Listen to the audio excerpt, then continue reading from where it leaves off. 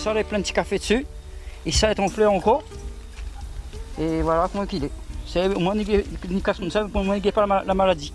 Le bête ne rentre pas dedans. Ici on fait un petit peu de l'arabica. Dans ça, il y a un peu d'abeilles, un petit peu de ruche. L'arabica, c'est un café bonbon rond. Voilà. Et là, le problème, après, c'est ressort valu. Et c'est des pieds, il y en a plus 10 ans, 15 ans, ça là. C'est l'année prochaine, il gagne tous ces cafés. Et pour les années, là, c'est les titanes et en fleurs. Et là, on va comment qui est la cueillette de café. Bon, ces abeilles-là, il fait bon appeler les cafés. Et ces abeilles-là, elle n'est pas donné de sirop, sucre. Et il fait les naturels. Il fait ni soin les autres comme ça. Et si les abeilles appartiennent un peu dans la forêt, on est obligé de laisser un petit peu partir. Au moins, il gagne la forêt, un peu des abeilles naturelles dans la forêt. Et là, il fait un petit peu de miel, pas un tas, mais un petit peu quand même, un petit peu de miel pour nos consommations. Et là, on essaye de remonter là-dedans. Et il n'y connaît pas si un jour, il vieillit, mais dans la relève de tous ces abeilles. Il m'a toujours aimé. Depuis là, 8 ans, on en a là. Et aujourd'hui, il essayera peut-être jusqu'à 60 ans, 65 ans, peut-être ici m'a resté là-dedans, mais il ne connaît pas. Alors, quand le café est ramassé, rouge, comme on a vu dans le carreau, et bien nous met ça exposé au soleil, d'accord? Nous attend à peu près 1 mois, 40 jours. Et comment il connaît lui est sec? Écoute son désordre. Ah, le grain il fait un petit bruit. Là, nous voit lui à peu près sec. Donc ça, c'est la méthode anciennement utilisée à Réunion par tous les créoles. Et ça y appelle la méthode sec, la méthode naturelle, la voie naturelle. D'accord? Et sinon, le banc de Grand Moon commence à avoir un peu de maladie, douleur dans le bras. Et dans certains pays aussi, ils utilisent cette méthode-là. Et ça y appelle la méthode humide. Donc si vous voulez, quand il ramasse le café rouge, il tire déjà la première peau. Donc il reste rien que le grain. Mais le grain n'est pas tout nu, parce que donc un petit coquille jaune dessus. Donc finalement le café lui a 2 peaux. Il a la peau qui englobe les 2 grains là-dedans. Et après chaque grain les conservé dans une petite coque jaune que l'on appelle le porche. Alors le fait de participer au festival créole, c'est surtout pour déjà sentir à nous un petit peu plus dans nos chaussettes, dans nos souliers, parce que finalement c'est toute l'année nous vivons en créole la Réunion. Mais quand on voit que on a beaucoup de choses là évolué dans la Réunion avec la société de consommation qui a été installée, on a beaucoup d'affaires de notre patrimoine, de notre manière de vivre. La partie on a un écran de fumée, et heureusement Banque Grand Moon est toujours là, ou bien on a certaines générations de jeunes qui veulent reprendre le flambeau. Et c'est l'occasion justement à travers ce bon festival créole là de mettre aux yeux des Réunionnais les nouvelles générations, les anciens aussi, pour faire un lieu de partage et un lieu de réappropriation des termes de l'identité créole. Là, ce que nous fait comme opération, c'est que nous ça va séparer avec le moulin à maïs par le frottement, nous ça décortiquer le grain. Et nous, l'important pour nous à l'association, quand nous fait un travail sur le café, nous valorise le travail manuel et en même temps avec les outils longtemps. C'est-à-dire, il n'est pas imaginable pour nous demain matin, si nous avons une augmentation de production, que nous utilisons une machine électrique. Pourquoi? Parce que nous voulons que quand le mouni boit notre café, il connaît que ce café-là est passé par différentes étapes traditionnelles. Comprends là? Donc regarde, il y a un petit secret seulement. Hein? Pour pas que le grain il casse quand lui commence à sortir de la pierre, lui prend un petit chambly de tissu. Voyez là? Et ça il permet de rehausser la pierre du dessus.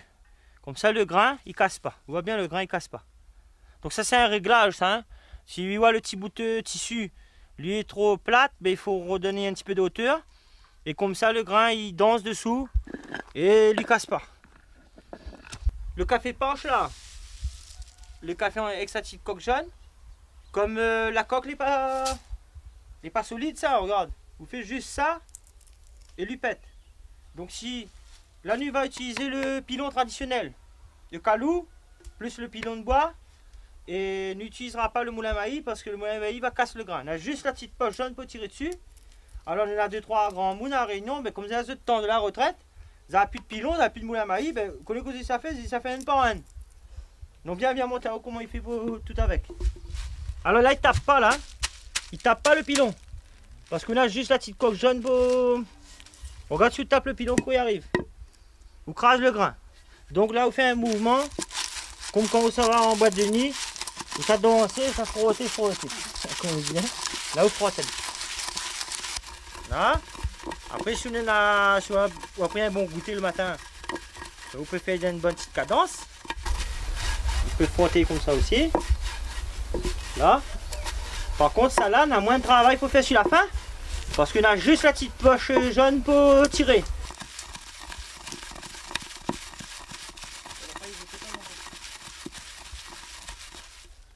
Là, on monte. Quand on va finir là, on va rendre compte que on peut finir un petit peu la main comme ça. Là. Sinon, on rattrape, on met dedans, on met dedans. Et donc, comme là, on a juste la petite paille, la paille jaune. On fait 2 coups comme ça. Et lui est parti. Là.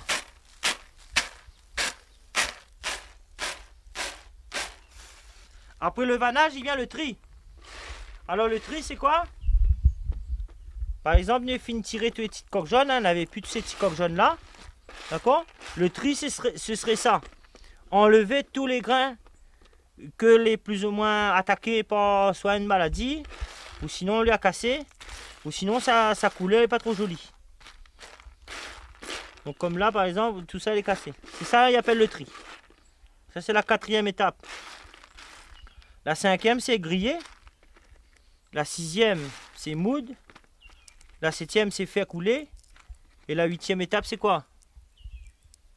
C'est boire le café. Ici, on a le cafetière manufacturé, c'est-à-dire produit en série en France, en Europe. Ça, c'était des modèles plus ou moins raffinés. Mais le créole a trouvé une manière de travailler une matière même importée, mais pour fabriquer localement. Et je trouve que c'est là-dedans le meilleur café. D'ailleurs, m'a fini ça un petit peu tous les Grecs. Et le créole a eu raison de boire son café là-dedans. Ça, il appelle la grecque. Pourquoi? Parce que il vient d'un mot français, il appelle grec. Et grec, il voulait dire en provençal un haut de chausse. Si vous voulez, c'était une espèce de grande chaussette, comme dans le temps il habillait. D'accord? Dans le Moyen-Âge. Et comme le premier café il a été filtré dans des bandes de tissu, c'est pour ça qu'on appelle aussi grec. La Réunion est devenue grec. Alors, il ne pousse pas sur pied de bois à plaine des Grecs, ça, hein, on a un peu de mal à moins. Pourquoi il appelle là-haut la plaine des Grecs? Ben, en fin de compte, là-haut, parce qu'on a une ravine, il appelle la ravine des Grecs. Et à un moment donné, l'eau, dans la ravine, il rentre dans une espèce de tamis comme ça, il y a un fil dans le sol, et lui ressort plus bas. Un peu comme quand on fait passer l'eau chaude, dans le tamis, on fait mettre le café moulu, et lui ressort dessous. C'est pour ça qu'il appelle la ravine des Grecs, et c'est pour ça aussi l'endroit il appelle la plaine des Grecs. Alors il faut savoir que mon arrière-grand-père, vieux GAV, défunt vieux GAV, eh bien lui a bu toute sa vie le café de pays de sa cour. Et moi, il dit à moi grand-mère que moi l'a ressuscité mon arrière-grand-mère parce que c'était elle, ben, le mari de mon arrière-grand-père, qui grillait ce café-là. Et par rapport au goût, elle a retrouvé un goût qui remonte à 30 ans. Vous comprenez là? Et donc finalement, nous viendrons rendre nous compte que notre café pays n'est pas un si mauvais café que ça. Et aujourd'hui, il y a plein de cafés importés, ils débarquent à la Réunion et nous ne connaissons pas dans quelle manière les cultiver. Combien de temps elle a été stocké, conservé, comment la voyager, comment les griller, les faire en grande quantité. Et à un moment donné, on connaît, quand on fait en grande quantité, la qualité ne suit pas forcément. Et moi, j'ai découvert que, à travers nos pieds de café que nous plantons dans notre jardin, eh bien, risquable que nous est possible d'être étonné de la qualité de notre café, nous peut ressortir là-dedans. Commence-toi, Naï. Alors, ça, c'est l'étape importante. Parce qu'il est bien beau de bien ramasser le café bien mûr, bien fait sécher, éviter que lui prenne l'humidité. Finalement, toutes les étapes du café sont importantes dans la réussite de sa tasse. Je m'explique pourquoi. Parce qu'il suffit que dans une étape où la loupé, et le café, il ressort à la tasse le goût, un goût pas réussi. On y prend une marmite fonte, assez épais dans le fond. Alors il ne faut pas faire rogaille chenouk dedans, la morue, rogaille saucisse. Ça c'est une marmite, il dépose, il fait rien que pour ça même. Et je trouve que le petit bardeau n'est pas mauvais non plus comme cuillère. Moi, tiens, c'est celui-là qu'a la grand-mère. Et en même temps, quand vous mettez le café dans le feu, il ne faut pas attendre ça dehors pour prendre un peu de lait à la fumée pour l'instant aussi. Oui, tout seul. Hein? Il faut tout le temps où tu en ailles. Parce que le grain de café, vitement de la chaleur, il va commencer à prendre sa coloration. Alors, on a différentes colorations. Au départ, le grain est gris, libanien jaune pâle, vert pâle, marron clair, beige. Et après, quand il va prendre son ton marron, c'est là que la chaleur va commencer à donner paquet, comme il dit dans la marmite. Et c'est là qu'il faut être vigilant parce que nous veut amener à un bon stade. Et à ma manière, moi, je fais un café plutôt doux. C'est-à-dire que dans le langage des spécialistes de haut, un café doux, c'est un café ni trop amer, mais un peu acide. Alors, quoi que ça, il veut dire acide pour le créole.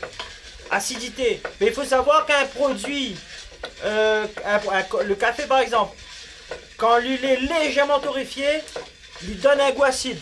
Quand il est un peu trop torréfié, il va donner un goût amer.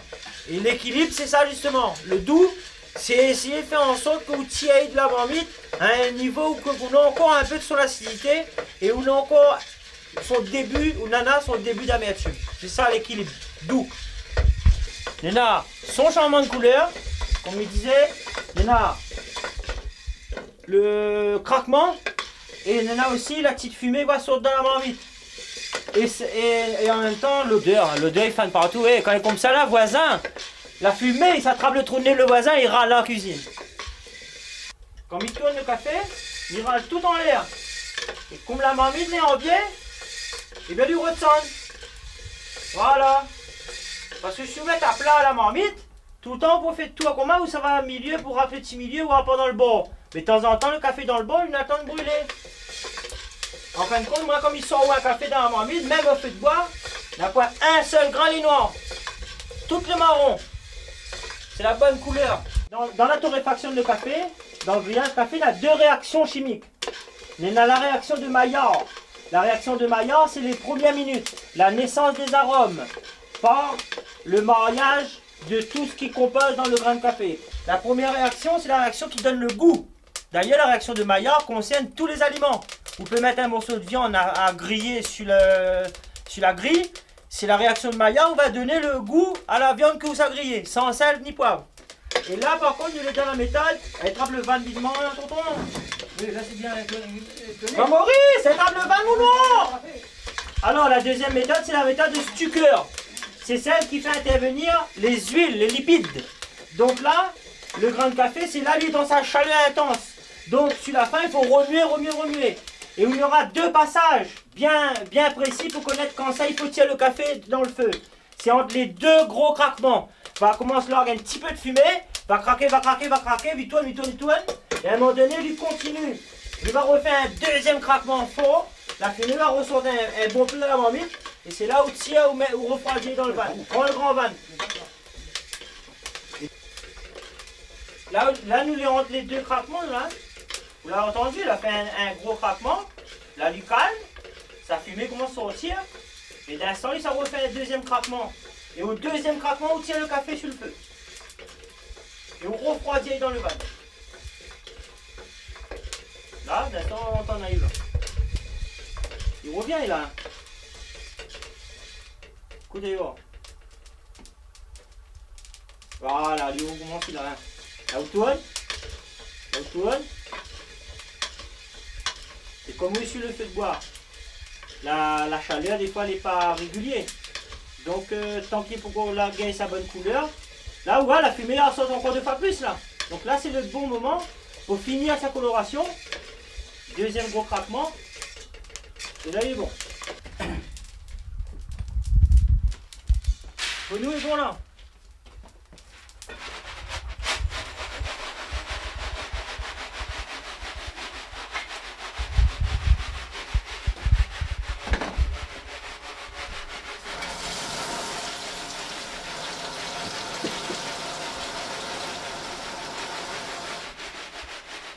Voilà, là on refroidit le café.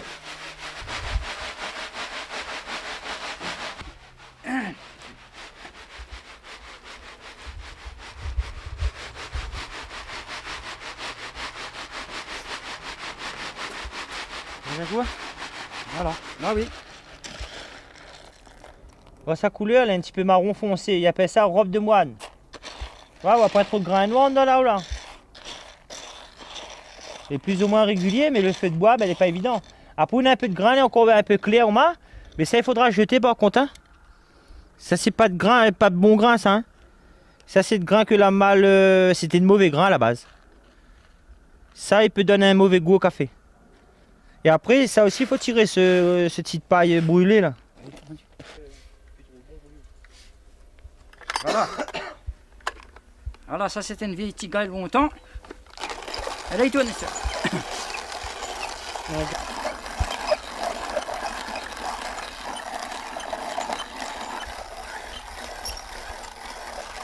Pour nous, là, pas bon. Le café, c'est un stimulant du cerveau. Ben, c'est un excitant, un stimulant. Vaut mieux ça que notre affaire. Allez, sans le café. Pas si bon. Toto, bah oui. Alors, il faut savoir que le café moulu tient pas longtemps, ça. Hein, donc, conseillé de moune au moment où il sa boîte de café. Mais le café, avant tout, c'est le symbole de l'accueil.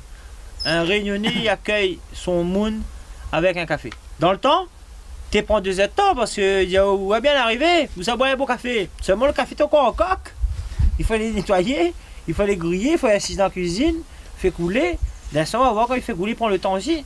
Donc, je veux dire, pour nous, l'important, ça c'est une boisson pour nous, on appelle ça une boisson noble. Le café, symbole de l'accueil réunionnais, et en même temps, c'est une des boissons que ben, le bon Dieu donne à nous pour boire. Voilà ça comment il fume, hein? Voilà. Créole, café, il réchauffe pas de café. Il réchauffe pas. Il fait couler, il boit. Et tout à l'heure, si vous voulez boire un autre, il va faire couler. Ça oui. Ah, pas besoin de sucre, hein, qu'on a dû me faire un café doux. Voilà.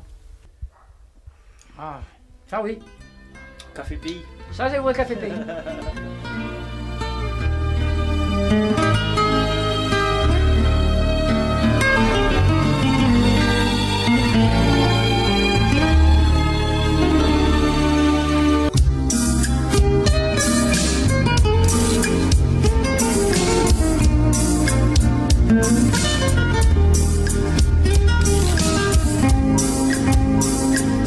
Thank you.